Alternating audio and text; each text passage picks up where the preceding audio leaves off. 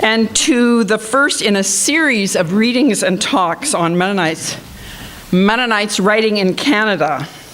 Performances that will take place at this time, in this place, tonight, and over the next 8 weeks. Conrad Grebel has sponsored countless readings by writers of Mennonite heritage over the past few decades. In 1990, the college hosted a conference on Mennonites writing in Canada, conceived and planned by the New Quarterly. This was the first international conference on Mennonites writing, and 4 more conferences followed, 3 in the US and 1 in Canada at the University of Winnipeg. And the 6th will happen at Eastern Mennonite University in Virginia at the end of March. Conrad Grebel University College has had substantial involvement in every one of these literary festivals. We've been privileged to receive Canada Council support for many of these literary activities, and I want to acknowledge the Canada Council's support for this series, which is funded also by the college's academic development and guest lecturer funds, and sponsored by the Institute for Anabaptist and Mennonite Studies. One cannot take that kind of support for granted, and I am deeply grateful for it. Before I begin tonight's program, I'd like to invite you to join us again next week and the weeks following. Next Wednesday evening, we will be informed and entertained by David Waltner-Taves, who is here tonight. David is a writer of poetry, fiction, and nonfiction, a veterinarian and epidemiologist, the founding president of Veterinarians Without Borders, Canadian chapter. He will talk about how both science and his Mennonite background inform his creative work. The inimitable confluence of his scientific and literary sensibilities and his sense of humor are evident in his published work and in both his forthcoming murder mystery fiction and science writing, as you can see in the biographical notes, the yellow handout some of you will have received. Maybe all. So next week, please join us for a performance by David Waltner-Taves entitled, it's a long title, From a Brotherly Philippic to Tanta Tina to the Mysteries of Disease, Death, and Transformation, Mennonite Reflections on a Life of Poetry and Science. But tonight, we are extraordinarily privileged to have with us one of Canada's great writers of fiction. It's a special pleasure to be able to introduce Rudy Wiebe, who is no stranger to this college and this university, which honored him with a Doctor of Letters in 2005. Rudy Wiebe is well known and beloved in this community, around the country and beyond. In Germany, for example, where a translation of his biography of Big Bear, one of many translations of his works, has just been released. A series of readings and lectures celebrating 50 years of Mennonites writing in Canada really couldn't begin. It could not begin with anyone other than Rudy Wiebe. In 1962, a certain book heralded the fact that even a writer of Mennonite heritage might tell stories about the world he knows, and that his work might be published by a national publisher for a national audience. That book was Rudy Wiebe's first novel, Peace Shall Destroy Many, a novel that upset some of the Mennonite community and inspired others. What we have come to know as Mennonite literature, novels and stories and poems and plays written by writers who know what it means to be Mennonite, began then. Though the young Rudy Wiebe, who has been writing, as he will demonstrate tonight, for not 50 but 57 years, would likely not have predicted that he would be followed by a throng of writers eager to explore various corners of the Mennonite world in Canada. It was Rudy Wiebe who revealed, especially for the Mennonites, and I'm paraphrasing from his own introduction to his collected stories here, that it is possible to write and read stories about anyone's worlds involving anyone's peculiar Canadian peoples. Of course, Rudy Wiebe has not written only about Mennonites. Canada's First Nations figure palpably in his first novel, and it is for his wonderful historical fiction featuring Native peoples of the Canadian West and North that he has won some of his most significant honors. I refer to the Governor General's Award for Fiction for The Temptations of Big Bear, 1973, applauded as an astounding and deep portrayal of human emotion. and for A Discovery of Strangers, 1994, an historical novel described as a work of extraordinary originality and beauty. And there were other texts dealing with Native peoples, including the remarkable 1998 collaboration with the descendant of Big Bear, Yvonne Johnson, in Stolen Life, The Journey of a Cree Woman. But tonight, we gather to hear and embrace Rudy Wiebe, the passionate and tenacious chronicler of Mennonites. The author not only of Peace Shall Destroy Many, but also, for me, the so richly evocative Blue Mountains of China, that tells, among other things, the story of Rudy's parents and my parents' exodus from Stalin's Soviet Union, a story I would never have known had Rudy not told it. Rudy Wiebe, the author of the provocative My Lovely Enemy, the sweeping, troubling Sweeter Than All the World, and most recently, the lyrical, intimate, humorous, and utterly compelling memoir of This Earth, A Mennonite Boyhood in the Boreal Forest. I could go on to list more of Rudy Wiebe's works and awards, to cite some of the countless formal and informal contributions he has made as a champion of peace and justice, to recount some of his significant gestures in support of the arts and literature, but I haven't time. We are honored to have with us this icon of Canadian literature, essayist, editor, metafictionist, memoirist, biographer, scriptwriter, playwright, teacher, and mentor, but above all, storymaker. Rudy Wiebe will address us now and has agreed to take some questions from the audience afterwards. Please join me in welcoming him.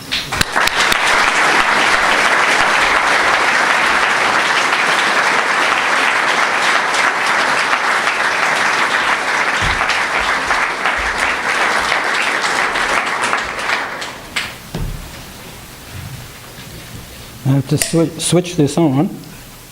Now, can you hear me? You should have heard that. Okay, is that all right? Make sure this one's on. This should be off probably, right? They were turning it on over there. Okay. Is that better? All right, good. Good. Well, thank you very much. I've been invited by Hildy so often to Conrad Grebel College, it seems it's almost like home. And so many of you look familiar. And you're so young and beautiful.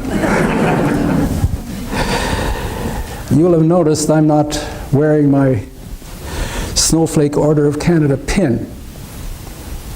Now, when I thought of coming here, I thought, I can't wear that pin in a place where there are so many humble Mennonites. But I notice my good friend Howard Dick, who received the pin, the Order of Canada at the same time I did, is wearing his. So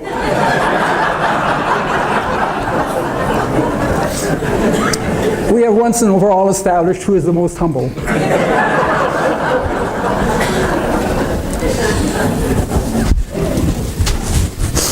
And Hildy, what she has done to promote Mennonite writing is incalculable, really.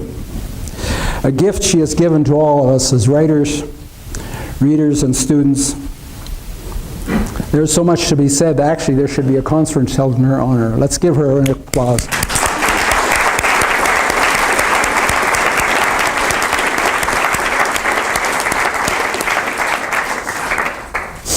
Even though, as she knows perfectly well, I've been more than uneasy with the term Mennonite writing, have been all my life, in fact. And Hildy and I have had plenty of discussions about it, even arguments, but perhaps more about that later. Certainly there's no place for it now. There's too many other things to be said.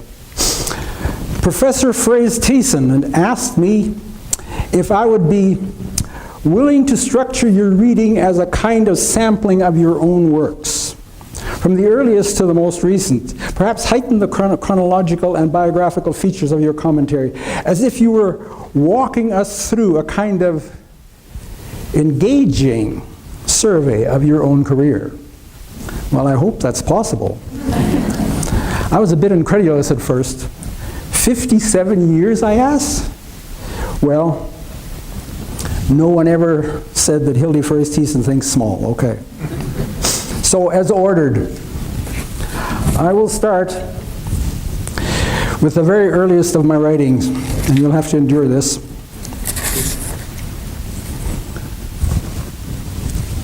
Not my first published story, but the first one written. September the 30th, 1955.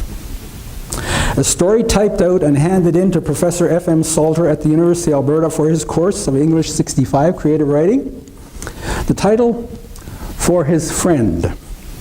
It was reworked many times and published by a Canadian magazine, Mennonite magazine, actually not Canadian, American Mennonite magazine, Christian Living, in 1964.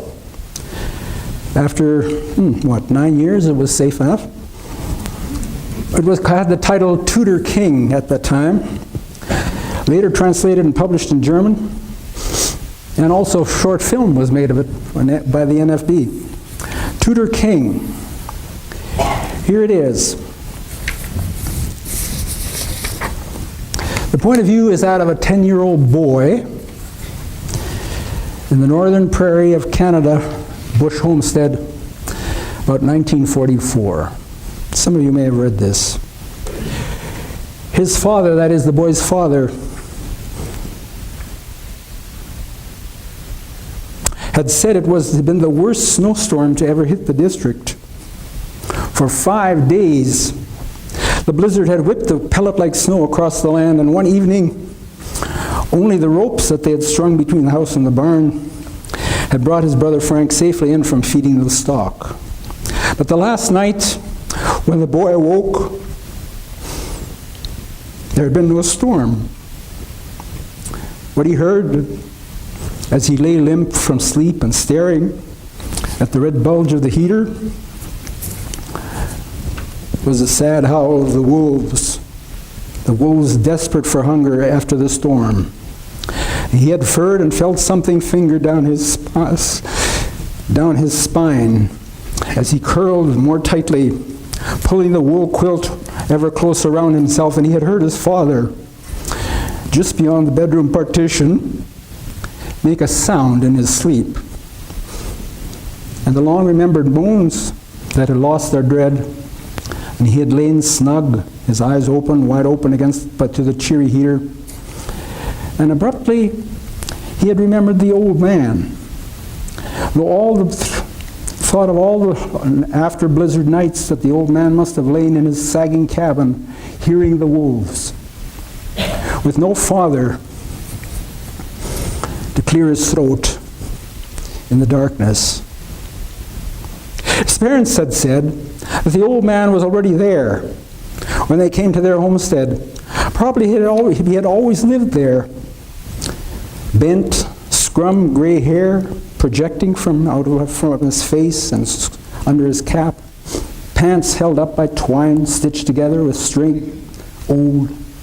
On warmer days in spring and summer, he shuffled past their farm every week towards the store, which is also the post office, his hands folded behind his back, a grayish sack held in place by a cord over his shoulder, and at his heels followed his dog, small, brownish, and always bald, varying fights from his truceless battle with fleas.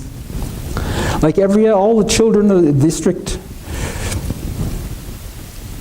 like the other children from the settlement, the boy stared at the stooped figure, and his name, hissed at bedtime, was enough to quiet any restless child.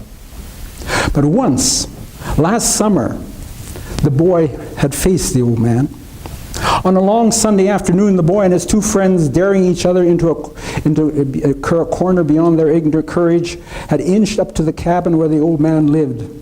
And someone had gritted his teeth and knocked. And then the door squeaked open, and they were inside the cabin, where the litter gathers home over years in the grey sack left them barely room to shuffle their feet. The dog, squatting on the sack-heaped bedstead, looked more miserable than ever. But something had happened to the old man. In the darkness under the robe where the boy was now, he saw what it was again with awe, and he heard the old man's voice. "You think I'm bad shape, huh? You?" He jabbed a finger at the tallest boy. You've taken history?" He said it as if there was only one bit of history to be known, and it could be taken sort of like a pill. You know? Henry nodded hesitantly. "It says the Tudors was once kings of England, right?" The last was not a question. It was his whole body jerked as he said it. Henry, whose head was still bobbing from the previous question, said quickly, because that was one bit that he did seem to know. "Well, what's my name?" The boys could say nothing, quite floundered that the old man should ask such a thing. Even the dog had stopped scratching. "Huh?" Henry mentioned very gently, "Mr. George Tudor." "Huh?" The ejaculation snapped him like a whip. In the gathering wonder of that moment, the three suddenly comprehended. Under the robe, and the boy could again see the flash of the gray eyes, and again he was mesmerized. "That means I come from them same Tudors. That was kings of England. You know what that means?" The voice now creaking now was full and deep. "I'm a Tudor. I should be king of England." As if suddenly aware of their dumb comprehension, the old man relented a little. He said, but the flame of his eyes did not die. "Now I ain't saying I'm against the king. I ain't saying, I'm really not, no. Only I don't think he's running the war right. Look at what Hitler's doing to all them people, even bombing them. I ain't against them, but if George was to come out from England and say to me, 'Tudor, will you take over?' Why, I wouldn't refuse him, huh?" Well, that was part of my first story that I wrote. My first try at realism, after in high school having written a good deal of dreadful Gothic romanticism. To write a story about the world where I was born, and read it aloud again. It is a fact that in Speedwell, Saskatchewan, where I lived, where I was born, there was an old man named George Stewart. He was both poor and dirty, and a very strange man for us to find. It's very odd that among all those numberless Mennonites who lived there was a story like this about the possible connection to the English royalty. And that's where my attention first snagged when I had the first assignment to write a story for Professor Salter. He was a great mentor. I had a education filled with kings of England, Tom Brown's school days, Ivanhoe, all of Shakespeare, right? And right there in my home community, there was an old man who at one point, and he told us this, felt he should be king of England because his name was George Stewart. Well, the story goes on to tell you what happened to him. And I didn't make that up either. He froze to death in 1944. My sister noted it in her little diary. Well, there's no mention of Mennonite in this story, Heldy, I'm sorry. The boy's called Andy, which I suppose is Andreas is a possible Mennonite name, isn't it? Andrew certainly isn't. Anyway, Salter liked that Canadian bush setting. And within 2 months, he actually had me write the first story about Mennonites. It was a draft of a story called Unto the Third and Fourth Generation, very biblical, right? Your sin will find you out to the third and fourth generation. Isn't that what's said in Leviticus? I think so. Anyway, by the end of October, 2 months later, I wrote that story, which was the basis for Peace Shall Destroy Many. Whoever you are, in imaginative writing, you begin somewhere within the facts of your own life, of your own self. But you don't stay there. You go on from there. So when I think of that first story, and those first stories, the second, that was unto the third and fourth generation was probably the fifth or sixth story. We had to write one every week. So you didn't have any time to sit around and think about it much.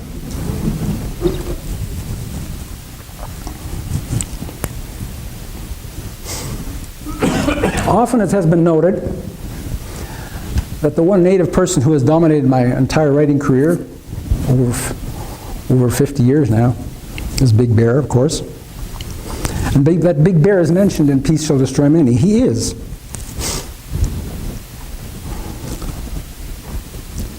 There's a Mennonite community, and if you may remember, within that Mennonite community in Peace Shall Destroy Many, there's a Mennonite man who is an outcast from his community because he was born out of wedlock. And he lives at the edge of the community, and this doesn't really happen anywhere ever, does it? But it did in the novels. In the novels, things like that can happen. They were ostracized. He was ostracized. A man named Herman. He was ostracized from his community. He lives at the edge of the community, and there, eventually, he marries. Well, they say he just lives with. He actually married her, a half-breed woman. And in the novel it says, she was on her mother's side the great-great-granddaughter of Big Bear. Isn't that amazing? This is in 1962. In 1998, when I published Soul and Life, Yvonne Johnson is the great-great-granddaughter of Big Bear. How do you would say this is fortuitous, or you might use other words for it, right? Anyway, I won't tell you what I think it is. But anyway, it says there, and this is the passage that's crucial for us here. She told, that is, Madeline, Herman's wife, half-breed wife, she told him of the great Indian who had ruled the Plains Cree people as a true monarch and given up a territory as great as many European countries. Now that phrase, ruled the Plains Cree people as a true monarch, shows my ignorance. That is not the way a chief of the Plains Cree people lived with his community. Cree chiefs do not rule like English monarchs. Well, maybe the way they are now, but certainly not in the tradition of the great kings, right? A true monarch is quite wrong. In 1960, when I wrote that, I didn't understand the simplest thing about the structure of Cree society and Cree culture. A chief is no monarch. He has no police. He has no armies to enforce his will. He rules by the consent of his community. If you don't like him as chief, after a while, he won't be chief anymore. You may think he is, but he isn't. Or if you as an individual family or a community don't like him, and you feel that he's not doing the proper job, you simply leave his band and go to another one. Now that sounds a bit more like Mennonites, doesn't it?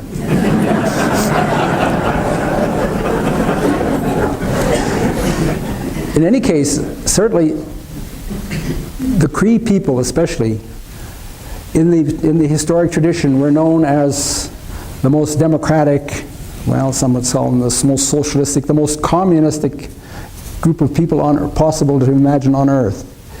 Because everything was done by consent, by the council consent, and then the chief did what the council said. So when I say he ruled his people as a true monarch, that simply revealed my ignorance of what Cree culture was really like. It took me a while to learn that. I learned some of it in Northern Ontario, where I went in 1964 to visit some Mennonite missionaries in what they then called friendship evangelism. You must have heard of that phrase, right? In Northern Ontario, north of Red Lake, Irwin Horst established, an American Mennonite from Pennsylvania, established a mission to the Ojibwe Cree people of Northern Ontario in the isolated communities of Sandy Lake, Pikangikum, Deer Lake, Poplar Hill, places like that. Some of you will have heard of that. In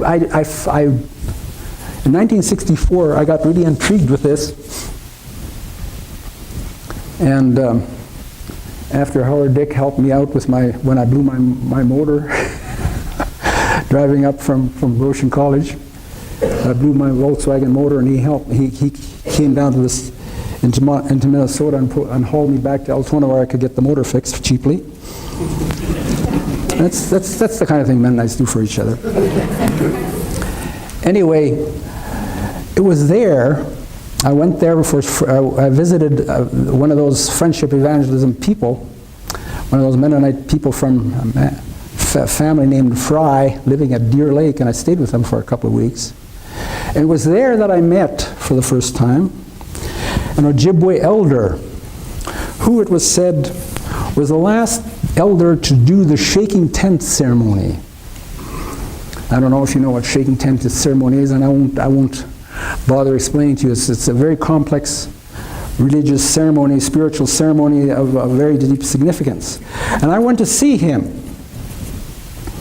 And I talked to him, and we had a long talk together. And I finally asked him, "Do you still do this shaking tent ceremony?" And he said, "No." And I said, "Well, why don't you do it anymore?" And he said, "Because nobody believes it. You need a circle of believers in order to do a true spiritual ceremony." And that phrase has remained with me. And there's a big long scene in my second novel, First and Vital Candle, where a shaking tent ceremony takes place, and I give you a plug for that. If you're interested in the shaking tent ceremony, read that book. It's almost in the very center, and it's a page of 6 or 7. It's a scene of 6 or 7 pages. I can't possibly read it. But anyway, all I'm trying to say is that I was gradually starting to learn something about Native Canadian spirituality, and I had to learn it in all kinds of different ways. The other place where I really learned it was in Paraguay. After First and Vital Candle was published in 1966, I got intrigued by Paraguay. I'd been intrigued by Paraguay for a long time, not only because of the strangeness of the country, but because my relatives lived there. When my parents escaped from Soviet Union, some of them could not come to Canada, and they went to Paraguay, and I had a number of relatives live there, and I thought that was the best kind of place to go to find some different stories about Mennonites, rather than all the old stories that I knew, that I'd been hearing since I was a child. Here's something different. But when I came there, I found not only that the Mennonites of Paraguay remembered the stories of the Great Escape from over Moscow in 1929-30, in much more detail and much more precise than my parents had ever told me. But also, I found them living in the very communities of very different kinds of racial people. The different races of the Lengua, the Chulupi, and in particular the Ayaruas, or the Moros as they called them, completely different kind of native peoples. And they were living right in the midst of them. Now, in fact, the Speedwell community where I grew up lived between two different, a Cree reservation and a Soto reservation. But in fact, I never met any one of them. I never talked to them. We had absolutely no contact with each other, which you will understand in Canada. But in Paraguay, that was impossible. And while I was in Paraguay, while I was visiting there and living with my relatives, the Ayaruas came right into town. There was no way you could miss them because they walked right down the street. And they were at that time very completely untouched, basically untouched more or less by European civilization of any kind. So that's where I encountered most clearly and definitely that kind of aboriginal human life that inhabited the Western Hemisphere before Europeans came. And I want to read you a chapter out of the Blue Mountains of China called Wash This Sand and Ashes. It's two different men, David Epp, who's a missionary to the Ayaruas, and John Reimer, a young Canadian, who later in Canada, as some of you know the story, will be carrying a cross along the Trans-Canada Highway as a commemoration of Canada's 100th anniversary in 1967. Anyway, wash this sand and ashes. Toward evening, for perhaps the 10th time, they lurched down into the ditch to the detour, or the warped culvert across the dry wash, when they saw the seated Indian. David said, "There's Orowane, there he is." The Indian's dark hand moved with an imperial gesture to the ground before him, and David stopped the jeep precisely there, not getting out. Tonight was the last night for them to get the supplies to the Port Mariscal. David had said it was normally a one-day trip, and they were 6 days on the trip already, and only 200 kilometers north of the Funland Centrale, mostly that day's driving. They had stopped even, they had not even stopped at noon, since in any case it was nearly every hour they had to repair for flats from the spinas on the road of the oil companies had left behind. 6 flats and a sand ruin bearing before they left the colony land behind them 4 days ago. And then the Ayaruas advanced war party, and then another. And now Orowane on his rag in the spotty shade of a bush. "He wants a ride back there," David said slowly, and unhooked his door. "Back to the women and to the children and in the hills." They both got out. The sun was low, and the temperature was down to almost 100 degrees. John estimated almost possible, even for a Canadian. 100, given the right preceding condition, was almost even comfortable. He walked through the sand and around, and they both looked down at the Ayarua sitting in one leg, with one leg under him, the other one straight out in front, like a gigantic black log mottled with fungus. John stepped back, and the jeep burned him. What? David made some sounds, and the Indian leaned forward, unwrapped with the same imperial dignity the rag from what would have been the foot. The leg was bloated to foot dimension, and only the nails, thick and broken as cattle hooves, gave a hint of toes. David squatted down on his hams as if unperturbed by the smell and the flies. "I've never seen this before," he explained in German. 2 spinas through his foot, there in the ball and then the heel of his foot, at the same time. And he was careless. He was maybe running fast in a hunt, and they both broke off inside his body when he pulled them out. And then later he dug around in the hole. See, here's trying to get this one out just through the top of his foot. And there, where it came through when he stepped on it, even his system can't take all that poison. What's that? He thought, dear loving God, I have no German vocabulary for this, or for English. The Indian was pressing systematically all the way up his limb, and from the sequence of holes he had cut and broken there, black pus welled up, one by one. David spoke and the Indian answered, their throats clicking as if they gagged and spit. He says he can't get it out, and he wants to go home now. Well, did he know we were coming? Of course not. So what? Well, he just stayed here. That's all. But we came. So? David said nothing. David, John said quickly, he was squatting down, mind clenched against his nausea. You said it's only 20 more kilometers, and we could get to the supplies to Mariscal, and we could load the wagon quick, and you could go on with Jake on the wagon to the station as planned, and I take the Jeep back to Central Hospital as planned, but I start tonight, and if I don't have trouble, I can pick him up and get him to the Central Hospital and the doctor. Tomorrow, He stopped, his heart lurching, and David looked at him. No one drives at night. I can't miss these spinas in broad daylight, and you don't even know the road. I know, but we could try. I can fix the flats. Reimer, David said. Well, I'm not talking about that. Sure, you could try, but look at him. Well, the doctor they'd have to take the leg off at the hip. Or try. An Ayarua with one leg? John looked at the Chaco bush. His shot had wounded the antelope.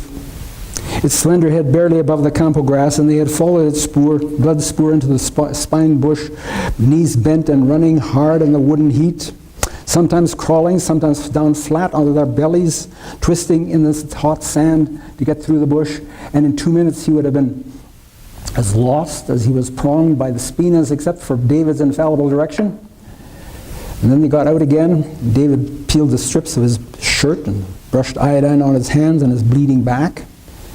Here you have to bend a little lower, he said. How can we load him? John said finally. And him over there, they won't leave a chief alone. John had not seen the other man, small and almost effaced beneath the other bush, now coming toward them. And the dogs, he said, there'll be at least 2 of them. Or one I refused to stir without the dogs. And David clicked and gagged away for 5 minutes of falling daylight until to convince him that the Jeep was going to move so slowly the dogs could easily keep up. So they carried the chief, David holding the leg, and they lifted him into John's seat and placed him around him his 2 spears, his bow, his arrows, 3 glass bottles of water stoppered with glass, a hollow gourd also filled with water, and his bag of cactus fiber. The tires still seemed hard. John got up quick, back, and then the other Indian, each on one corner of the Jeep extension, piled tight with supplies under the canvas. There was room for them to stand each on one foot of the bumper. Their hands pale, tan, and black, gripped beside each other, below the coagulated blood of the little antelope, tossed up on the box, beside the mosquitoes bloated beyond motion, and the Jeep motor shuddered and started. The nails beside his were white on black fingers, old hard as horn, like the young woman sitting beside the dying fire the night before. Everyone was asleep, but John was squirming from his back in the hammock, and through the mosquito netting, he saw her dip a water gourd to her mouth, work the water around for a moment, then jet a tiny stream of yellowish in the dying light into her cupped hands, and wash herself as she squatted on her hands. Wash her face, her shoulders, her breasts, her stomach, her hips, her thighs, her legs, completely, mouthful by mouthful. And he forgot himself watching that strange ablution, rhythmic and intense as the songs they had sung. First, the new war chief knew since Orawana was left behind. A song heaved out with guttural, fierce, slashing gestures, and then the others, quiet and small, quiet repetition of the line, and then suddenly, when the song was going on and on and on, they started to laugh. A girl started, and soon they were all laughing, except for the chief and the singer, rolling over and howling. John looked at David. For him, this trip was a dream all day, with these people together, one white, in the one white world who knew, with the one white person in the world who knew their language, knew them except for no clothing, that they had seen, almost like the Canadian chalupis, the Christian chalupis around the colony. And having heard that song, he saw from his hammock the Ayaru woman clean herself in the bowl of her mouth and hands, and then, squatting as always on her hams, reach down and wash as carefully down her glistening body, her face to feet, wash herself with sand and ashes from the campfire. "All set, Reimer?" David called from the driver's seat. John looked at the face of the Ayarua dangling beside him at one foot on the jeep, at rest against the box. Across the Indian's eyebrows, ridges of forehead, and down the high cheek from the same soldier's, from a warrior streak of ochre, but it was badly smudged, and his black eyes in the dropping light seemed to roll in a yellowish fluid as he stared motionless over the hump of the antelope covered with mosquitoes. "Yes," John said, "I guess I'm ready." The jeep began to move, staggering through the spinas of the ditch, trying to crawl up again on the abandoned oil road. Well, that experience that I read about there was part of my growing understanding of what it means to be of a different, completely different culture, to live in a world that is not dominated, as Western world is, by logic and reason, but by tradition and honor and respect.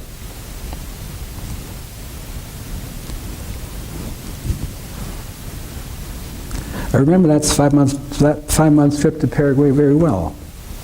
And in fact, if anyone cares to know, if they haven't noticed already, that's where the change in my fiction took place.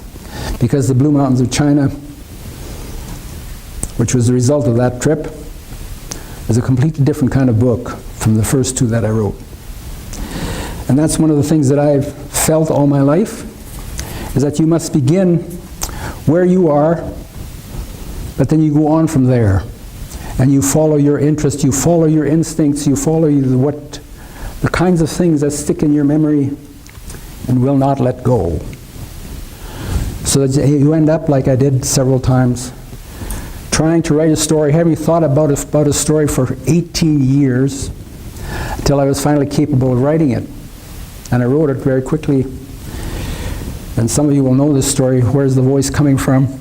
It was an incident in Western Canada that I thought about for, as I said, for 18 years before I wrote it. It's my best known story. It's been republished dozens of times, and in anthologies and collections. In any case, in August to December 1966, that trip to Paraguay was what changed my life forever as a writer. Well, we move on from the green hell of Chaco, 1966, to Mennonites who experience other kinds of hells. Someone living in the green hell of the Chaco to someone living in the hell of Stalin's Ukraine. One of the things I have done, and I've enjoyed immensely, is writing about the traditions of my own particular racial people. And one of the stories that I came across in my explorations that intrigued me was a story called A Plan for Jews and Mennonites in the 1850 Ukraine. And here's my take on it. This is the voice of Katrina Lowen speaking in my novel, Sweeter Than All the World. It's from chapter 14 of Sweeter Than All the World. Katrina Lowen was a woman born in 1851. In 1941, when this story takes place, she is 90 years old.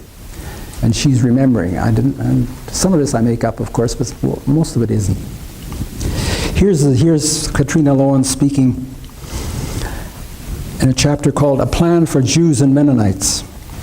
The first words that I wrote in my diary, Tuesday, January the 1st, 1863. Now this is Katrina Lowen remembering in 1941. Tuesday, January the 1st, 1863. New Year's Eve in church. Fuda, that's Father, preached from Ephesians 4:22 and 25. They announced Mrs. Isaac Unruh and the baby had died after she suffered 22 hours. She was married 14 years and had 9 children, with 4 still living. I knew she died. My friend Anna sat on the front bench by me and cried. She's the oldest in the family. The first words I wrote in my diary, when you're 90, your own handwriting is like a story some stranger you once knew made up, or like looking at an old picture. The only things you remember are what the picture shows, which anyone can see, and it isn't really remembering. But then, the longer you look, more begins to come back until you have lots of bits and scraps and maybes. But they happened when you were a completely different person. I was born 90 years ago, October the 4th, 1851. Not in this house, of course, or even this village, but not far away in Neuendorf, Khortytsa, Mennonite colony, Ukrainian Russia. They named me Katrina, after the great Tsarina, of course. I was the 5th living child, and the 2nd daughter of Aaron and Esther Lowen. About that time, the Tsar's government started the plan for Jews, the Judenplan, Mennonites called it. It was to be a model colony of landless Jews, settled in villages on government land, learning how to farm. And the Mennonites, who were considered such good farmers, were supposed to live and farm with them to show them how to do it. Because Fuda's brother Jacob Lowen was an exceptional farmer, they had appointed him Judenplan administrator. It was he who persuaded my father to become the village teacher, but also to take up a land grant as a model farmer in one of the 4 new Judenplan villages. So we left Khortytsa, and that's when Fuda started to keep a diary himself. Not just the weather and who came to visit, but the colony struggles. So she gets the idea for writing a diary from her father, who keeps a diary as a minister. The Judenplan colony was started in 1852, 2 days travel by wagon west of Khortytsa. I was less than a year old. We lived in 3 different Judenplan villages until it became too difficult, and we finally settled in Gnadental, a new village for the Mennonites that they laid out in the Baratov colony in 1872. And I live here still in 1941. Live to and hope to die here in the house that we, the Aaron Lowen's family, built ourselves where one of the street crosses the little bridge of the stream that runs through the stream. Fuda was always so sad at the beginning of a year. He warned everyone about sin, but never the Jews. As a child, I could not tell whether the Jews actually knew or cared what hell was. It seemed to me the Mennonite sin Father preached would, if it possibly could, would take every person alive and go straight to hell with them, to burn them for all eternity. But no, Fuda said, the Jews had to deal with God in their own way. It was not our way. We had the Mennonite way. Duty to be honest and to believe what Jesus taught. There were always some Judenplan Mennonites who thought that we should not only teach them, the Jews, how to farm, but also teach them how to be Christians. Fuda always said that we could just live like Jesus, and that would teach them enough. So the Jews on the Judenplan came to him only about agreements that they said Mennonites had broken, or money or property gone.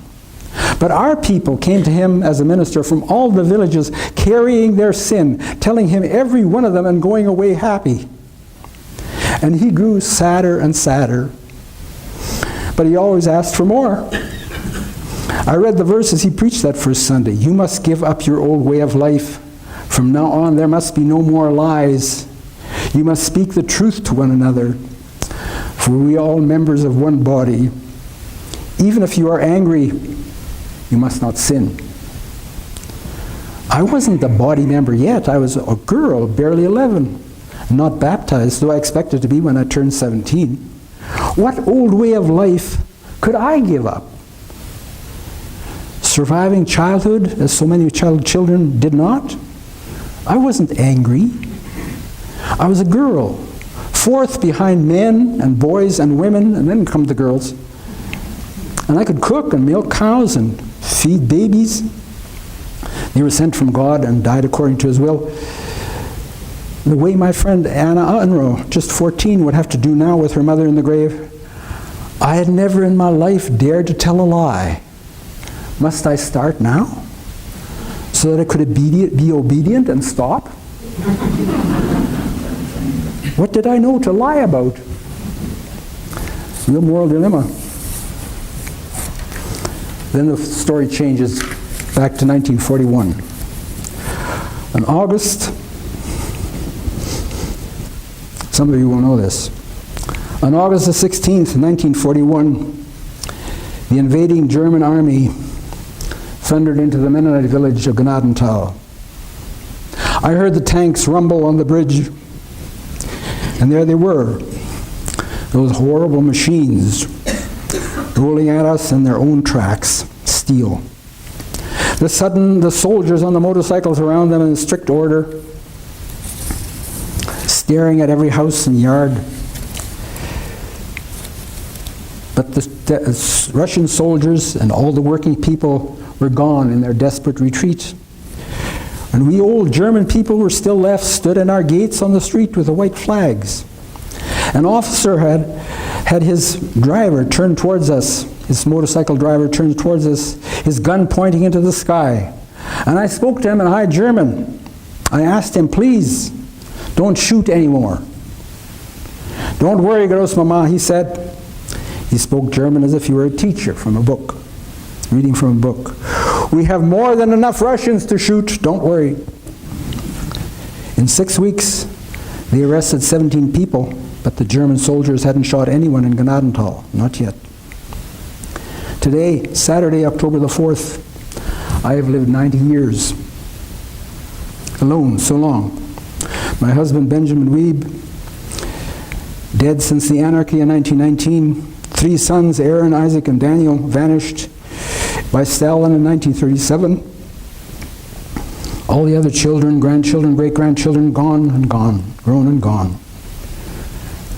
With 2 Ukrainian families now fled, I have been allowed to live in a house, in this room, the old Aaron Lowen built. And tonight, Eli Stupple has come to visit me. Eli was the miller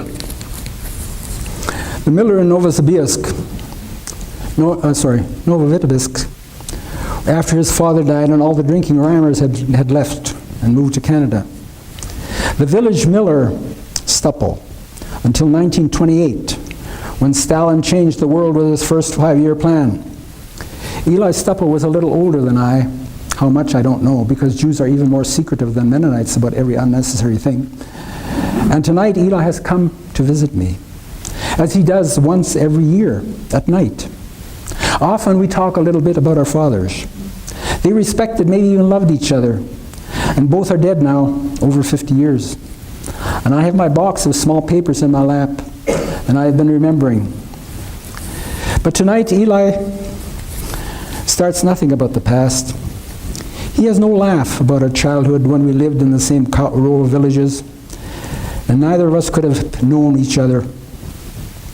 He says now, I have heard, he said, that on September 19, 2 weeks ago, the German army entered the Krashetnik in Kiev.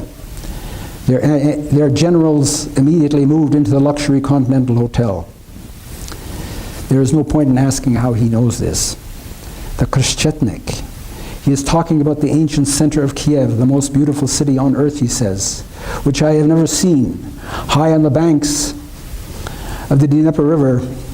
Last Wednesday, Eli said, when they were all nicely settled and happy in their looting, the first big bomb went off.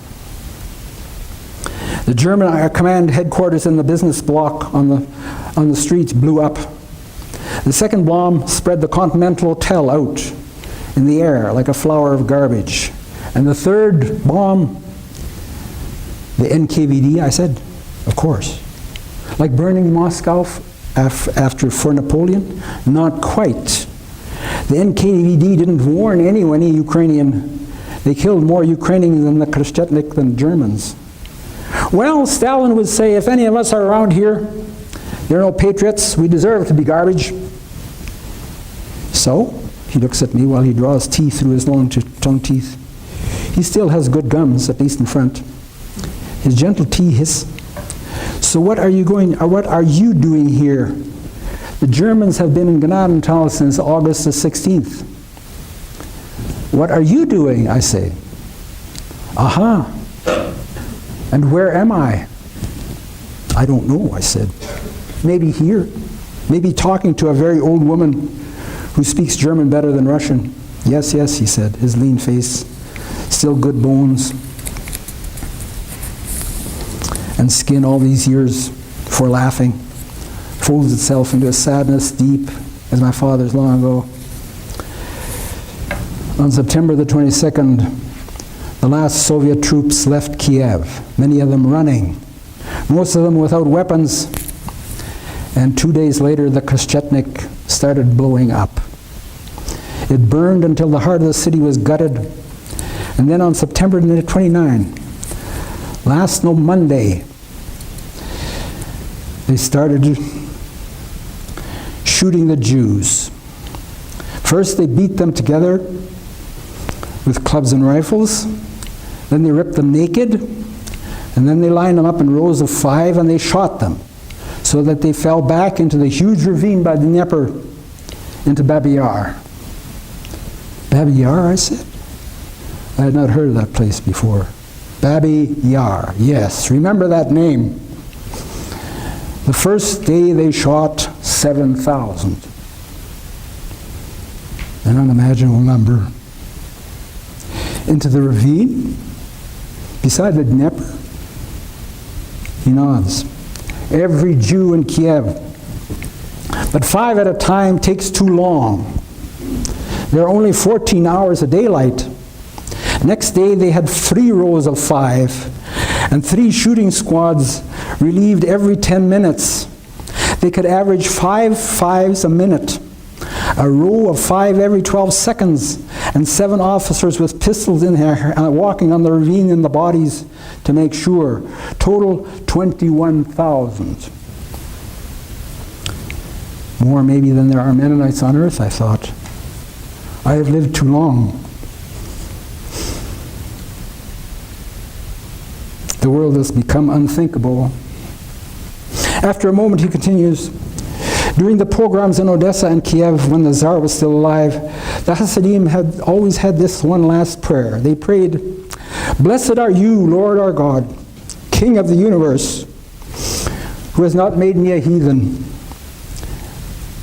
But I don't know now. Where has it got me, not being a heathen? As our rabbi always says, where has it got me, being beloved, being God's chosen people? I have to laugh a little. Mennonites always want to be that too. My father, all his life he was praying to be forgiven his sin and be the chosen, one of the chosen, to do exactly what God wants and to live in peace, to be chosen. Suddenly in the quiet house, it makes no sense anymore. None whatever. We are 2 old people drinking tea, saying a few words, but writing nothing down. Written words have become worse than bullets. Everything we know in the world is as quiet as my lamp on the table burning, and yet in an instant we could explode, like the Wheelers next door. One bomb fell on them. Or worse than a quick bomb, a knock on the door, which will start something new, something slow, something very, very slow and endless. Eli slurps his tea through his teeth from the saucer, and suddenly I feel I should greet him, as he greeted me when he came in, with a full Russian kiss on both cheeks. So I get up, shuffle around the table, and I do that. We stand there together. I am still holding his face between my hands, and his hands come up to hold my face too. His soft, grainy hands are swollen with arthritis, warm and strong. His black eyes look into mine. Slowly, we begin to laugh, gently, as we always do. For me, Eli Stipple says to me, I'd be glad to share God's chosen people with you, God's chosen love. And he hesitates, but I don't know if you're tough enough. You want at least to share as much of God's love with me as you can possibly stand? Well, the story goes on. And you know that story. So much of my writing, as I realized as I was going over this, so much of my writing is sad. What's the matter with me? And then I go bore a story from the Jews as if I needed more sadness, right? Oy, oy, oy. I have to read you something a little lighter. Over the years, it's getting on. No? Over the years, I've written film scripts, some of which have actually been produced, most of them not. People pay you to write these scripts, and then they say, well, it doesn't work out, we can't raise the money to make it, it costs too much. Here's a brief scene. It opens a movie, if it had ever been made. You don't need any introduction. It's a geriatric hospital room, the day. Close-up of an unbelievably ancient Joe Bear, curled almost fetal-like on the bed. He is asleep, but two female hands shift his head up gently, and another hand represents a spoon with something peach in it. The spoon is inserted into his pliant mouth, and after a moment, the mouth swallows. A widening shot to include two elderly female nurses. One is feeding Joe, while the other one, who is a native woman, holds his head in position. We have already been hearing their conversation with a clearly dissatisfied young doctor behind them. The feeding nurse, very motherly, he's never a bit of bother. He just tucks in, full bowl of baby food, just as so easy. Doctor, any normal functions? Speech, elimination, bowel movement? The holding nurse, well, he never talks, but BM's no more than 2 little turds a year, and sometimes I think maybe he's a doctor. 2 little a year? Feeding nurse, well, he only eats 1 can of baby food a week. You don't expect... Doctor, 1 a week? An accountant with an ancient ledger has appeared. The accountant says, sorry to be so long, he wasn't on the computer. There isn't much here, he says. He points, and the doctor studies the book. Just arrived January 17th, 1958, age 83, from Saskatchewan. No next of kin or address. Doctor, well, why should he be brought to Manitoba from Saskatchewan? Who visits him? Head of holding nurse, nobody I've ever seen, but I've only been here 14 years. And sometimes I think the accountant, flat-footed fat man of fact, 83 and 58, so he's 113 years old right now. Doctor, that's impossible. 113? Feeding nurse, never a bit of bother, the old dear.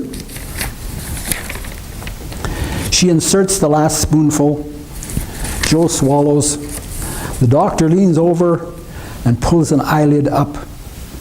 Joe's black eye glistens, stares at him with absolute intensity. The doctor's hand shuts it quickly. The doctor to the accountant. Hasn't anyone ever done anything about him? The accountant, what's to do? He's cost the taxpayer in 30 years exactly $1,007,263. The holding nurse says, I sometimes think he's just a nice hibernating old bear. And one day he'll just, doctor, from now on, no more food. The two nurses look at him in consternation. Their mouths fall open. Feeding nurse, he don't cost nothing. I buy the jar of baby food myself. I need the bed. He's beyond recovery.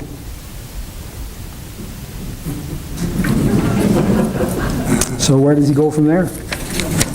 Well, you'd have to read the script to know, but sadly it's never been produced.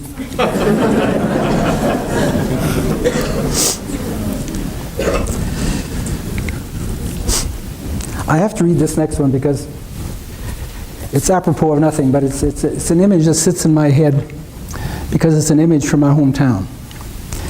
It's from the novel My Lovely Enemy, which Hildy mentioned. My least read book, never been republished again. For whatever reasons, somebody will have to figure out. I like it myself, but some of you may have read it. Jesus is a character in it. Maybe that's the problem.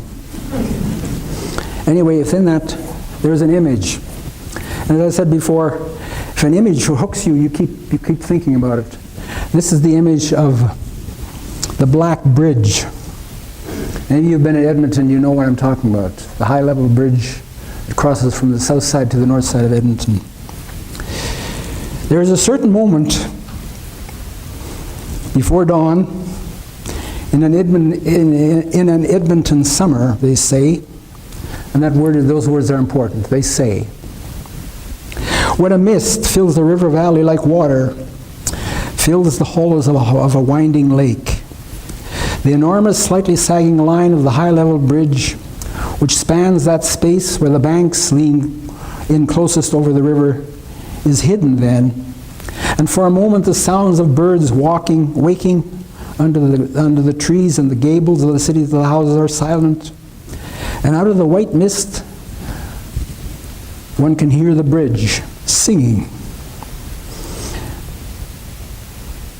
It sings with the voices of all those who have fallen from its high cold steel, fallen down into the treetops, into the water, onto inexorable ice.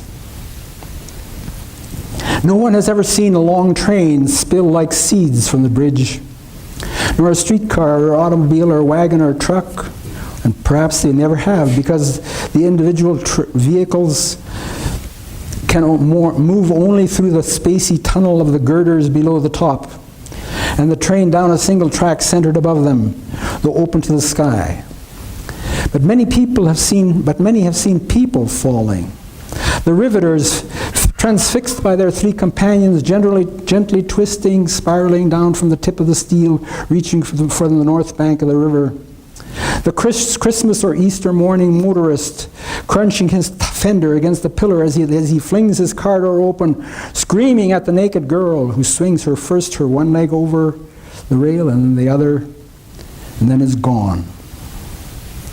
They say the half mile of the bridge is held together by 2,130,000 steel rivets, one for each dollar it cost to build in 1913. And they also say that 673 people have fallen from it. No proof is offered for either statistic. And perhaps there is none, except the anthem heard only at the moment before dawn, when white mist like snow fills the valley, and the bridge vanishes, and the log church that broods over both, and may materialize once in any lifetime's living, where the steel enters the north bank, may appear once, that unseen church will appear as about to offer itself open, its huge column and cupolas and unused porticos like a blind face to the coming sun. Perhaps then it is also true that at that moment the bridge itself is unnecessary, that a human being could cross the wide valley on the mist, on the final amazement of that incredible and terrifying song.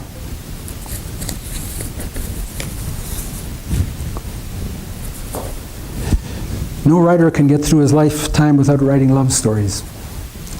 Love stories. What else is there, people say? Love story. Everybody has a love story, or would like to have one. When I mention that, can you in a moment think of the most stunning love experience you've ever had? Every one of you smiles. I think.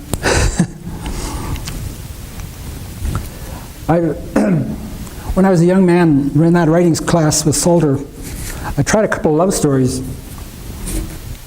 He said, no. You're too young to write love stories. I'm maybe too old now. But somewhere in between, I tried. Here's a scene from Sweeter Than All the World, my novel in 2006. It's a story between Adam, the protagonist in the book, and his soon-to-be wife, Susanna. They're sitting in the university coffee shop and drinking coffee. She's a graduate student in English, and he's finishing medical school. "Oh, eat your roll," Susanna exclaimed, exasperated. "It's your dad," Adam muttered into the thick china coffee cup. "He doesn't like me." "It's not you, silly. It'd be anybody. All he has. Thanks a lot. I'm just anybody." "I told you it's my mother." Her long finger unraveling the university tuck shop roll, its cinnamon tang drifting between them. "He's still mourning her. Can't blame him." "Well, he still has you. He just gained me." "He knows that. He does." "Then why doesn't he like me?" "He does. You just don't recognize what he's like. Listen." And she slid out from under her side of the booth and took onto the seat beside him. "You don't need cinnamon rolls or coffee now. You need a bit of oscillation."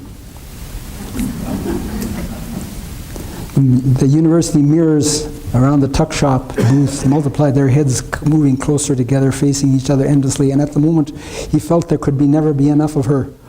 "Oscillation," he recited at her lips. "The mutual contact of blood vessels." Yes, anatomy 201. But also in geometry. One curve oscillates the other when it is the highest possible order of contact with the other. I love it when you recite the Oxford English Dictionary on historical principles to me. "Just for you," she said, half a breath away from contact. "It's pure love." "Okay, give me the OED definition of love, please." So she recites, "That disposition with regard to a person which, arising from recognition of attractive qualities, from instincts of natural relationship, or from sympathy, manifests itself in solicitude for the welfare of the object, in delight in his pleasure, and desire for his approval."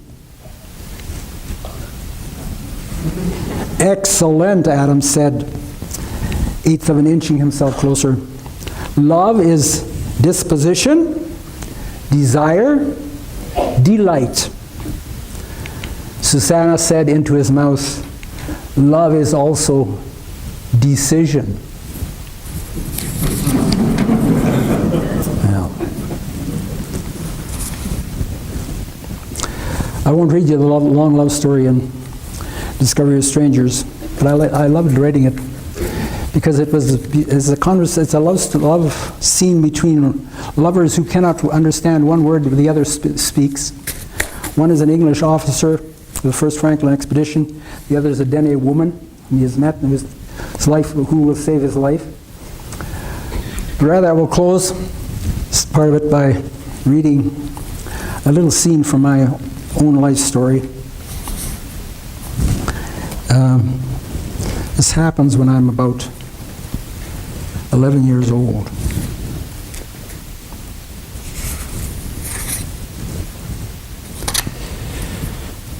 In our homestead house in Speedwell, Saskatchewan. I'm lying on the bed where Dan and I sleep, my brother Dan and I sleep, under the angle of our house rafters beside the steep steps open to the kitchen below. Liz sleeps alone in the other half of the attic, behind the stovepipe, in a white sheet. I am reading, lying on Dan's two-thirds of the bed, to be near to the tiny gable window. Outside is brilliant May daylight, and the towering clouds barely interrupt the sun. But I am lost in a book. "Sonny!" my mother shouts from outside through the screen door window. The slough frogs are croaking. It's warm for mosquitoes. "Sonny!" I continue to read. But my mother keeps calling. And at a certain point, even I, her reading avoider, am ashamed to ignore her. Work must be done in spring. The whole bright day cannot be wasted following words. Mom, in a long dress and apron she wears all day, sits on her plank for a front step. She is cutting up potatoes for planting. I tell her, "At los the Bible." I was reading the Bible, I tell her. She concentrates on the cluster of eyes in the red potato, turning it around in her broad worker hands. "Don't lie." I was reading the Old Testament, one of the killing stories, I said. "You're not too big to be thrashed," she said. "Well, she never yet has thrashed me." I laugh. "It's not lying if you know it's not true."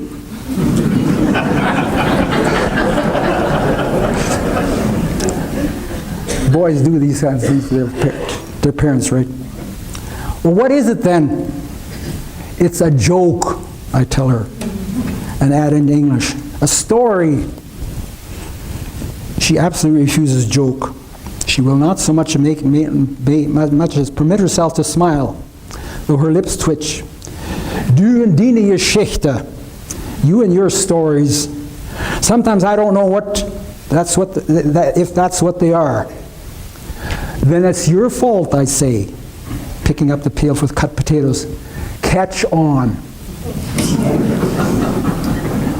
"So einfach ist das nicht," she said. It's not that simple, and it certainly isn't.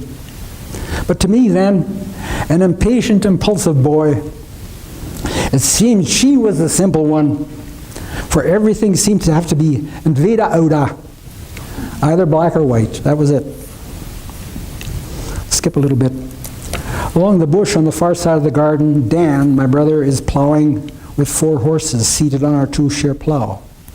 His big arms work the lever deep, threading the plowshares along the line between the shallow gray wooded soil and the underlying clay.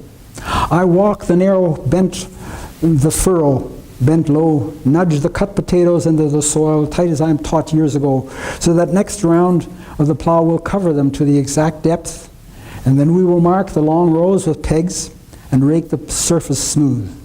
A winter's worth of good food to be eaten in all the ways Mennonites prepare potatoes, but best when they are sliced and fried in Reiverschmalt, rendered pork with flats with bits of red meat. We call it cracklings. Noting nothing can taste better after a day outside in February than those potatoes browned deep and fat between your teeth. In the garden, my toes bump into stones, curl in pockets of sand scattered like bits of antediluvian beach in the tan clay. Sand so moist you can shape it momentarily between your toes. Actually, in the sunlight, the varied earth feels more intriguing than any book. That is one of the stupid things about winter. The early dark is good for reading, but your feet and your hands are always wrapped in something heavy. Bare feet and hands know things too, especially in sunlight, where they have 4 opposite corners of your always inquiring body, and you can tell things from far away beyond your hard head. In this garden, our food begins, and in our farmyard, where the chickens graze, in the sloughs where the cattle forage along the edge of the mossy water, in the boreal forest, where saskatoons and cranberries and chokecherries grow, wild strawberries on deserted fields, and miles north of Speedwell School beyond the fire, where the forest fires burned,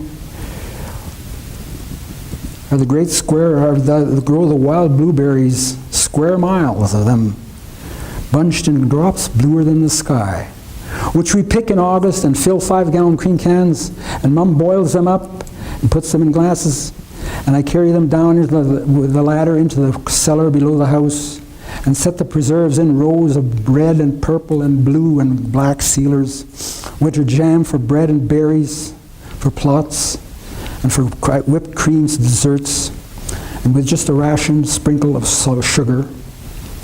And standing in the turned furrow of the soil behind our house, I know, I understand, of this earth my cells are made, of this earth I am made. So much for that. Thank you.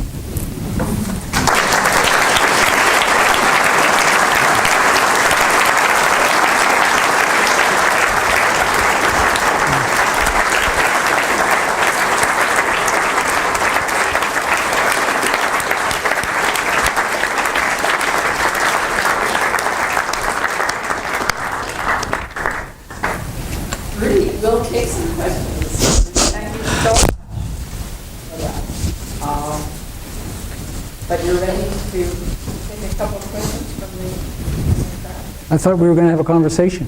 You and I? Yes. No, then we just start fighting. Mennonites don't fight. So that would prove my point, right?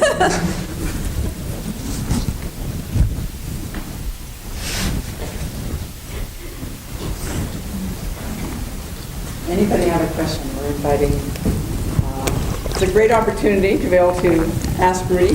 He actually loves questions from the floor. He's told me, and you can ask him almost anything. In fact, you can probably ask him things that he would never answer for me, but he'll probably answer them for you. Oh, you could always make it up, right? There's one. Ken. Just tell us the greatest satisfaction that you would identify so far in your life. The greatest satisfaction so far in my life. Thank you for that. I was just going to say I haven't lived it all yet.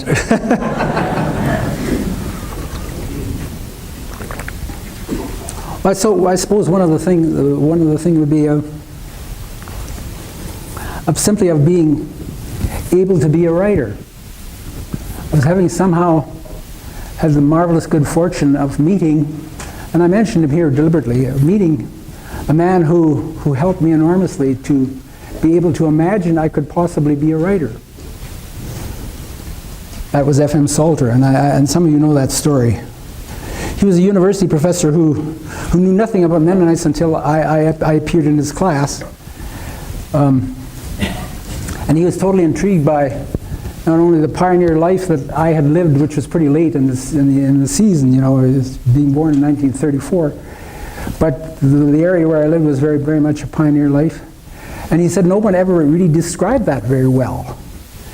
He had before that, Salter had been the mentor of W.O. Mitchell, and had encouraged him, and he wrote to write those marvelous stories of his early life on the Canadian prairie.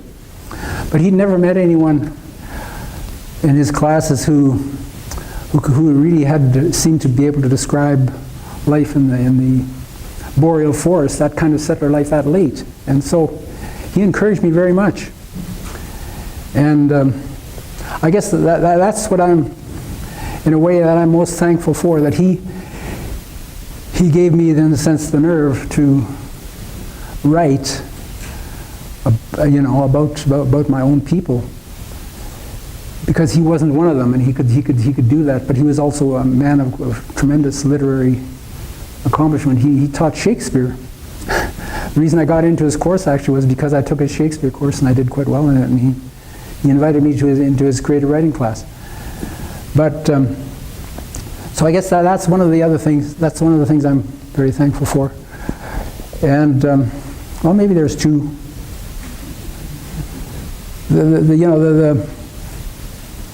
You have to, in a sense, be thankful for what you have been given in birth. And most of the time we complain about it. A lot of us feel we should have got a better deal. We should have gotten, you know. But no, I can't complain about that. And if you read Of This Earth, you'll understand some of the factors that went into the possibility of my becoming a writer. Now, my mother never believed I could be a writer, right? That's so garut am own. A child of hers could never be such a garut am own, you know. And there is that problem there for Mennonites. I guess maybe you've lost it, but we've lost it to a large extent.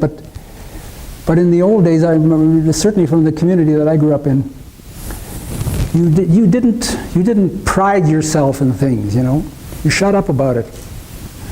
And to actually imagine that you could write something that thousands of people should read, now that is overweening pride.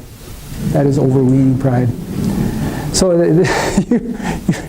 you open a whole strange business that way. I don't know if I answered your question, but actually it's very useful because there's plenty of setbacks in being a writer too. So it's helpful. Howard. I have two stories I want to share with you about Rudy. Howard, do you want to step up to the mic?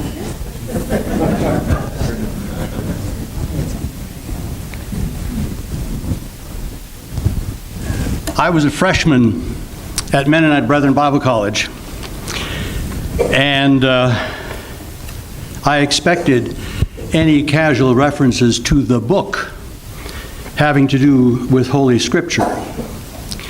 That year, any references to the book by students and faculty alike referred to Peace Shall Destroy Many, which had just been published. On one occasion, I asked a senior professor at MBBC, who shall remain nameless, what he thought of the book. I had read it and I was enthralled by it. And he said, I haven't read it, so I don't have to give an opinion. Fast forward quite a number of years, Maggie and I and our kids are going to Winkler, my hometown in Manitoba, for Christmas. We had done all our Christmas shopping for all of the members of the family except one. I did not yet have a gift for my brother. My Lovely Enemy had just been published. And yes, Rudy, I read it. And I loved it. And I thought, you know, I'm going to get a copy of that novel for my brother for Christmas. So we arrive in Winkler, and I go to the Bible bookshop in Winkler. And I ask for, and I see a number of Rudy's books are on the shelf. This is 1983, right? Or 84? Yeah, that's right, right on Main Street. Yeah. And I didn't see My Lovely Enemy. And I couldn't imagine that they wouldn't have it. So I asked the young conservative Mennonite lady who was working in the shop whether they had My Lovely Enemy, the new novel by Rudy Wiebe. And there was a very long pause. And then she said, "One moment, please." And she went to the back of the store and emerged about 30 seconds later with a brown paper bag. And there was a book in the brown paper bag. I'm at the till, I was paying for it, and she said to me in the most pungent Southern Manitoba accent, "We have been asked to tell all our customers that we don't necessarily agree with everything in this book, especially page 176.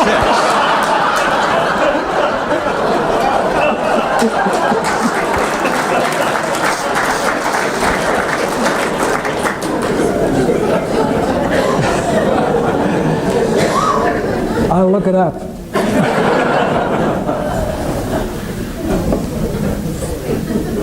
Other stories or questions? Yes. When you write about a real person and a real situation and then fictionalize the name, does the story lose impact in your mind? Well, I began largely as a fiction writer, right? But as life went on, I discovered more and more the power of facticity, if you want to say it.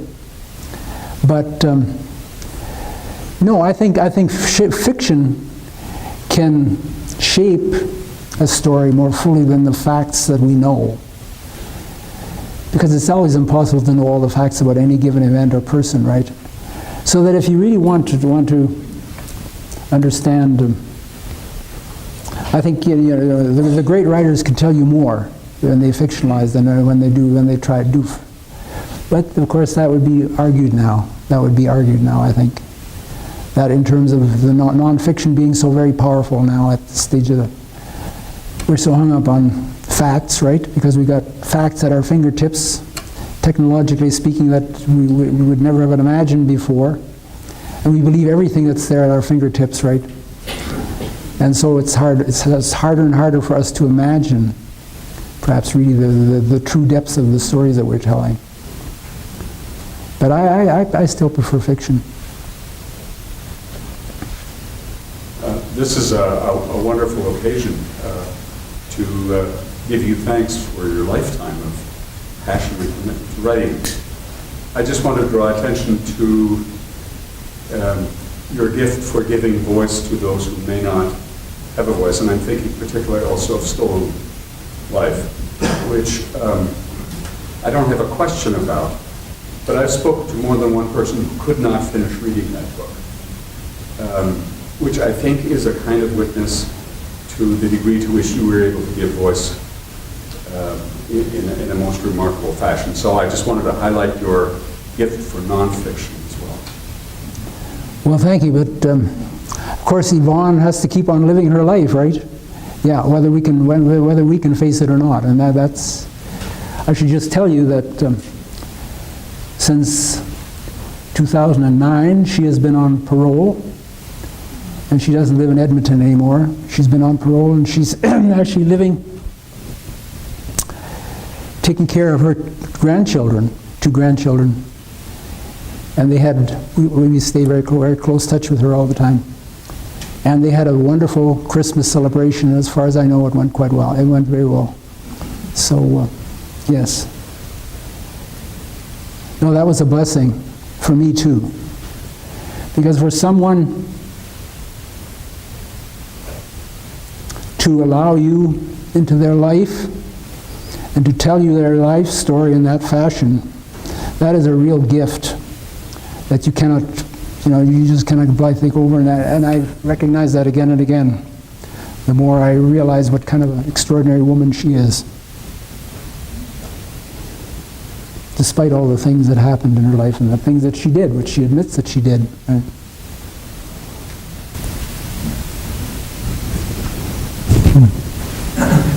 Just want to know, Rudy, do different readers understand your books differently?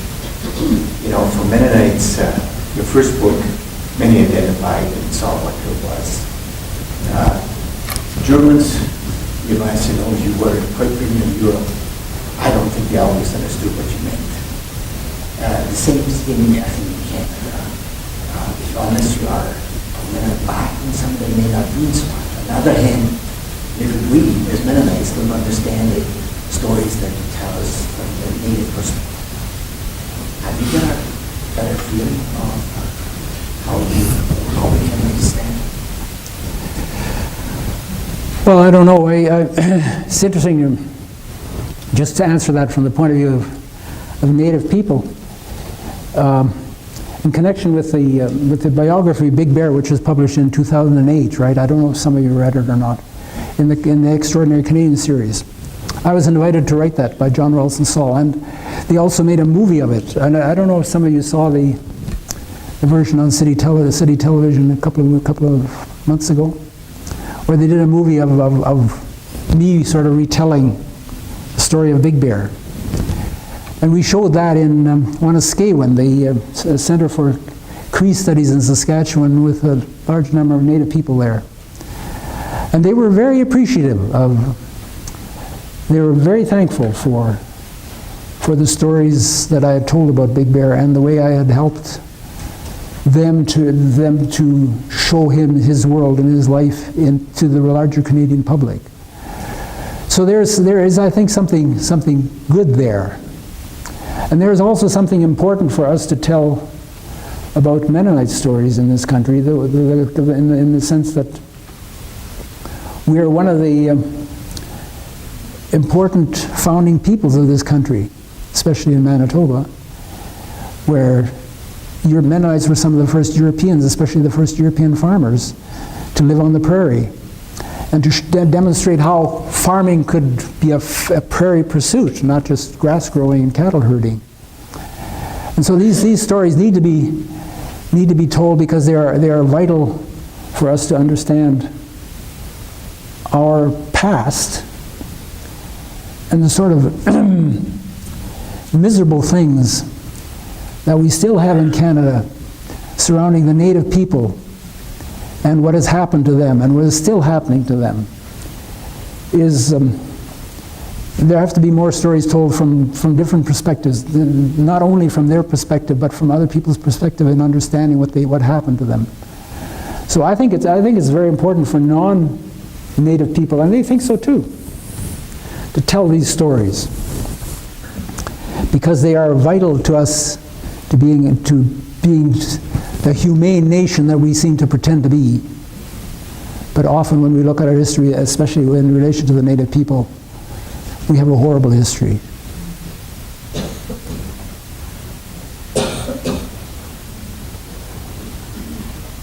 See, this was something that as a kid growing up I never knew. The Mennonites basically treated the Indians at that time the way they would have treated the non-Mennonite peoples in Ukraine or Russia or something like that. Oh, that's Bashkira, you know, those are the Baskers, so those are the Mongols. They're not like us. And we just leave it at that. But you come to Canada and you can't do that anymore. You can't just treat people like that. And of course, it's not the Christian way of doing it either.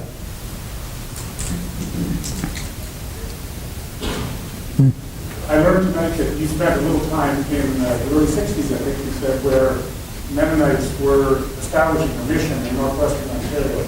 And you talked about a particular encounter you had with a spiritual leader amongst the Wiebe. I wonder if you could say more about it. It sounded like that was an important space for you. Can you say more about what impact that had? Well, I think it's in the context of me being intrigued by Native people, the Aboriginal people of this country, of this land, right? But where I grew up, even though I was in a very recently hunting and gathering world, I had nothing to do with them because they were already restricted to reserves, and the Mennonite people had nothing to do with the Native people on reserves. But in Northern Ontario, there are no reserves. People simply live in communities. And there had been a deliberate movement by what I think they call it the Mennonite. Does someone here know what the name of that mission was that Irwin Horst started from Pennsylvania? Northern Lights. Northern Lights, yes. Northern Lights mission, yes. You were there? Have you been there? Actually, the Fries we stayed with Yes. my uncle and aunt. Your uncle and aunt. There you go. You can't get away from relatives in the Mennonite crowd. Well, that's wonderful. They were absolutely wonderful to me, and I spent a week there. I flew in on a plane that was going in to pick up what they did in the summertime was fish. Their economy was fishing in the summer, and then we would fly the fish out to Red Lake, and then from Red Lake they flew it to Chicago that same day, so that there was fresh fish for Chicago from Northern Ontario, and then they had a good business there, at least in summertime, right?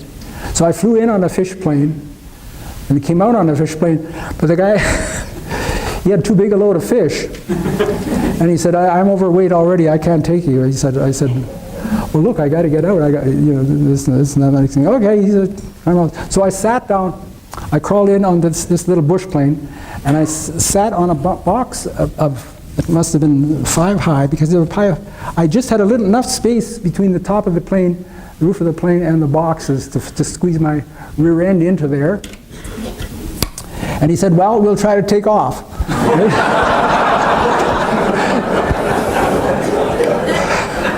So this is not a big lake, right?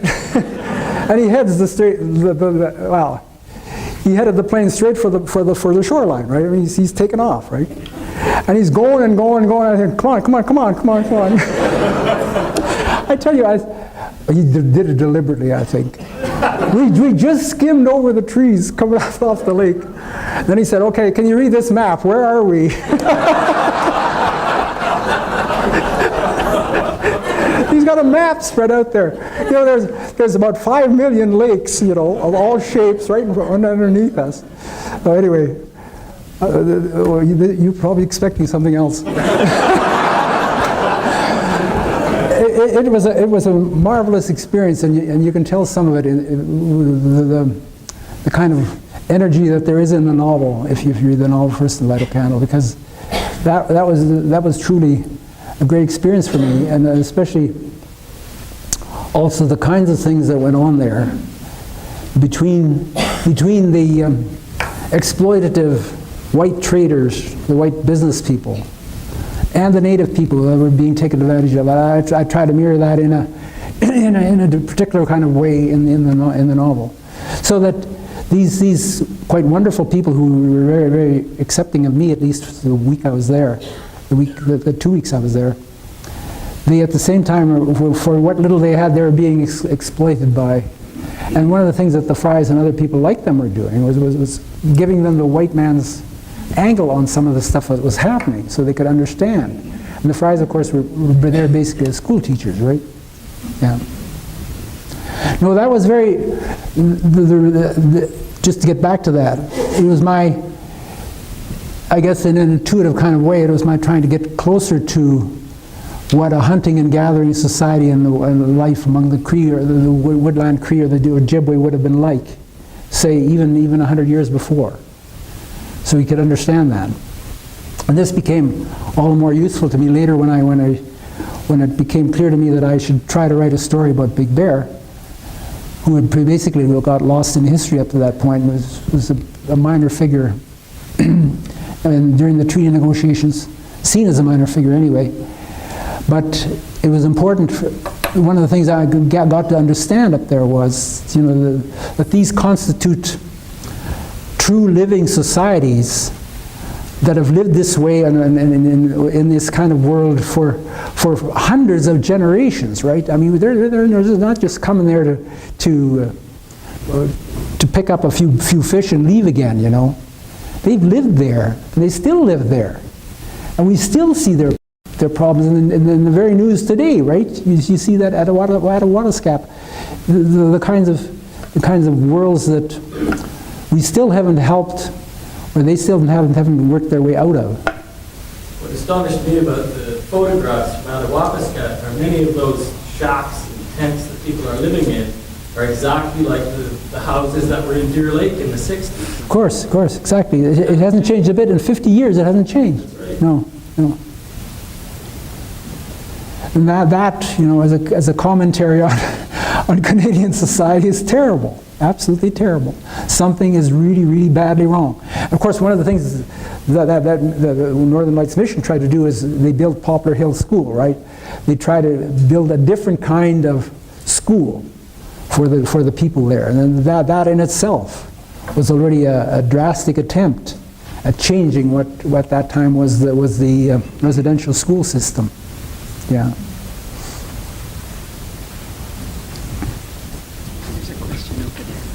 The image of the bridge in Edmonton, the whiteness and the 600 bodies plummeting into the treetops, which you said was something that still mystifies you or intrigues you. Are there one or two other places, either within your writing or still to be written about, that are similarly compelling for you? Well, the last story I wrote, which is in my collected short stories, I don't know if you, is it available in Ontario? Rudy Wiebe collected stories 1955 to 2010.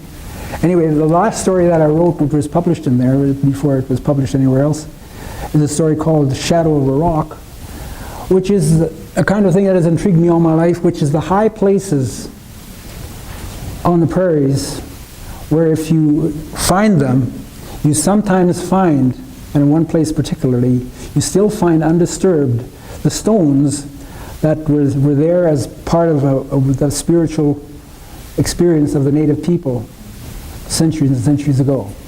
And if I've been at quite a number of those places, there's an enormous medicine wheel near Vulcan, Alberta, which I just will talk about in My Lovely Enemy, right?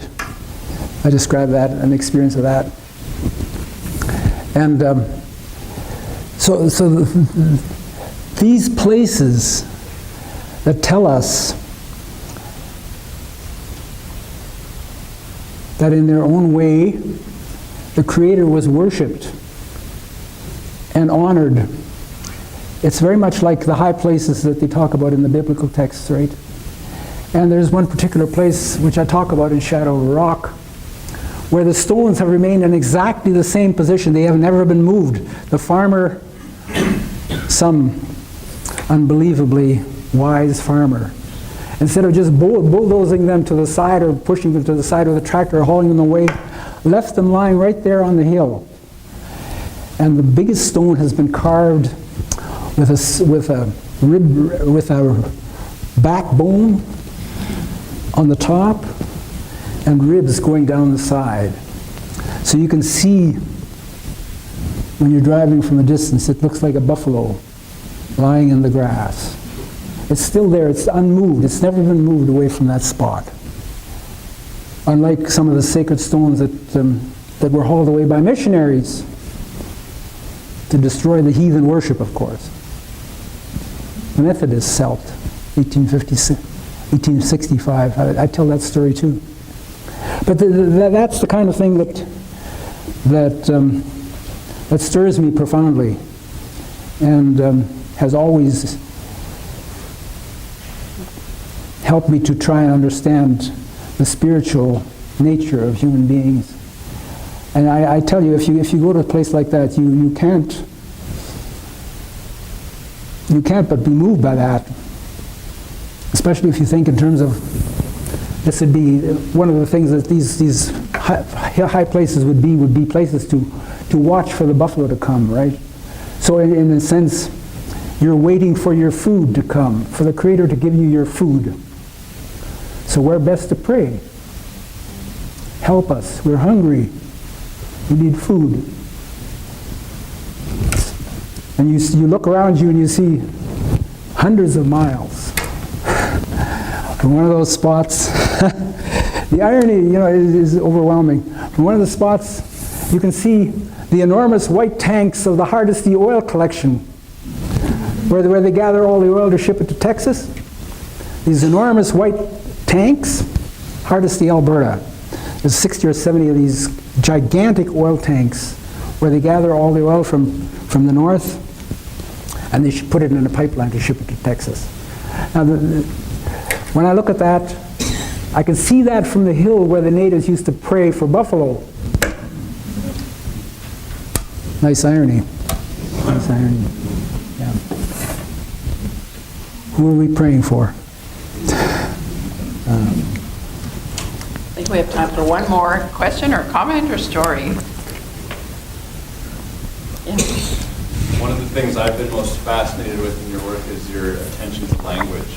And it comes out very nicely in Of This Earth when you speak about 3 different languages kind of informing your childhood. Does that fascination stay with you now?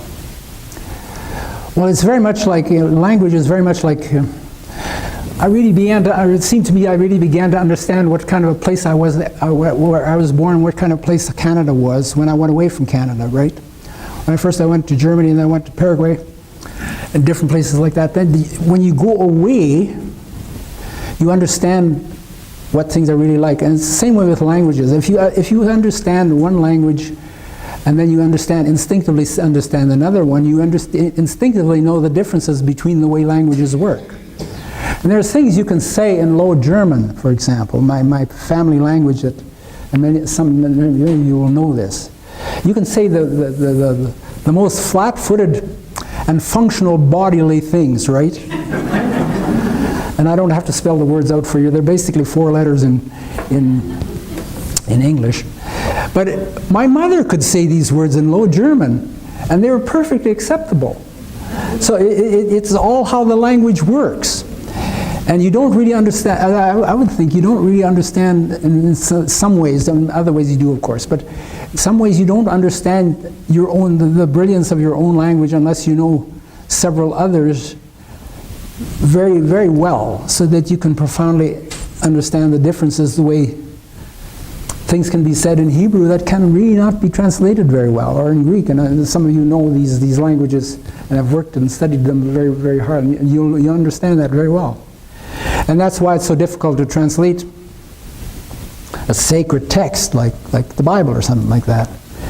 Because, but that's when you really begin to understand what a language can do. And that's one of the things that Salter was very happy about me too, that I knew German very, very well, but even better, a non-written language like Low German, which really wasn't a written language, so you couldn't see it. All you could do is hear it. There's something really unique. I don't know, I'm sure quite a number of you have been given the same kind of gift by your birth, right? That you speak a spoken language, one that isn't generally written. And that's a really good thing. Because a written language, when you see a language, it's different than if you hear it. As we all know, if we really think about it, we instinctively know. And if we only know one language, even in English, it's clear, right? A great orator like Howard Dick gets up and tells a story, and you hear it once, and you have this marvelous impression forever, even though it's a very shallow story.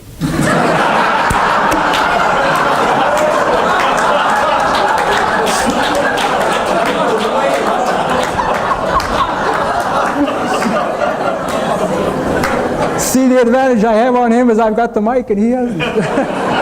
But he used to have the mic at CBC, and boy, did we ever listen to him, right? Yeah. Oh, yeah. Oh, we loved Howard Dick on Sunday morning. Oh, yes. He was better than Andacht. Well, Rudy, thank you so much. I feel like when you finished before, I was so transported by your ending as you did that I didn't thank you properly, but you know how much I love you and your writing. If you don't, you really faked a lot of it. But I did want to say to the audience here that we don't have books here for Rudy to sign, but for those of you who haven't encountered this magnificent collection of short stories, and for those of you who want to hear more about that world that this young boy grew up in the boreal forest, of this earth and the short stories. I mean, these are magnificent works. So go on Amazon or find your local bookstore, wherever you can get them, and do buy and read these fabulous works, and of course all of the others as well. Rudy, we have been hugely honored by your presence here, and I can almost not believe that you did what I asked you to do. So I'm doubly thrilled and grateful. Thank you so much.